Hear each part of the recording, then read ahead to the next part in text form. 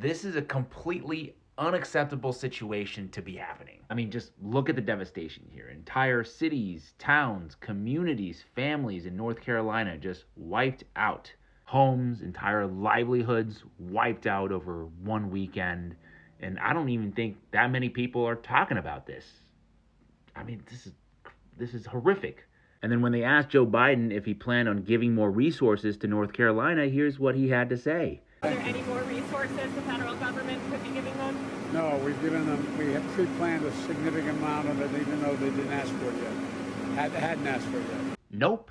I mean, this is one of the few situations where governments absolutely need to exist to help out its citizens in this kind of state of emergency and crisis, an act of God when you couldn't foresee a hurricane coming and there's nothing you could do to stop it. I mean, private companies can't do it because they'll come in and they're profit driven, so they'll steal all the money without actually doing any of the work. But what does our government do? Just this last week, we're giving more money to Ukraine, $375 million, and apparently billions more to come. How about another $8.7 billion to Israel? This one, September 26th. Yeah, one has to really start wondering why we're giving all this money overseas and not helping out our own citizens. Like, what the heck is going on here? But thank God we still have people fighting out there, fighting the good fight. I'm going to play you this clip from Jose Vega. He's running for Congress in New York against Richie Torres, and he absolutely goes nuclear on these guys. These are so-called journalists and economists, and it's epic. I'm just gonna play it.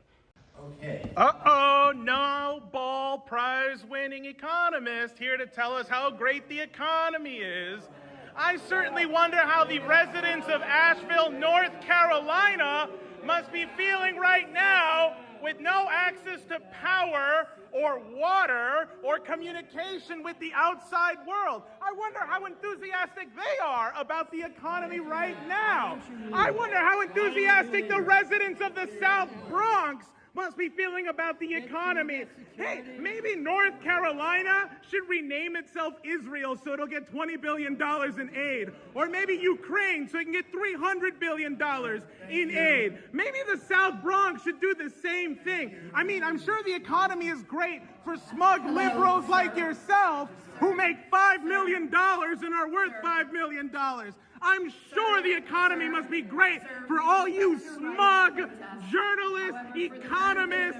All of you must be having a great time with the economy when most people can't even pay for basic necessities, for people who are getting evicted because they can't pay their rent. Because over in the South Bronx, just a few miles away from here, there are portions of buildings that are literally collapsing. And I'm supposed to give a shit about the stock market?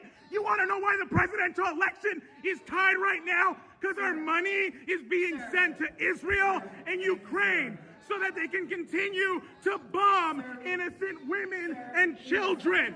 You think that's a great economy? I'm sure Israel, with their free health care, is having a great time with American taxpayer money. Hey, is anyone here going to talk about the fact that we could be in war with Iran in a few days? Or do we need to focus on the S&P 500? Is that what actually matters?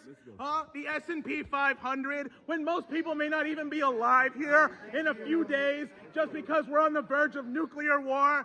Hey, listen to me, Mr. Krugman. Your degree is worthless. You might as well use it as paperweight because it means nothing. I hope you enjoy the dead children that the economy is powering. Our economy is definitely very powerful right now. All that stock market money goes to the military complex so that more innocent women and children are dead.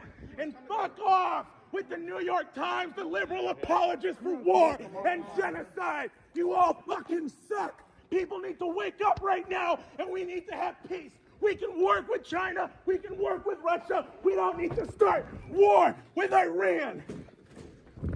All right, I'm good. We're good.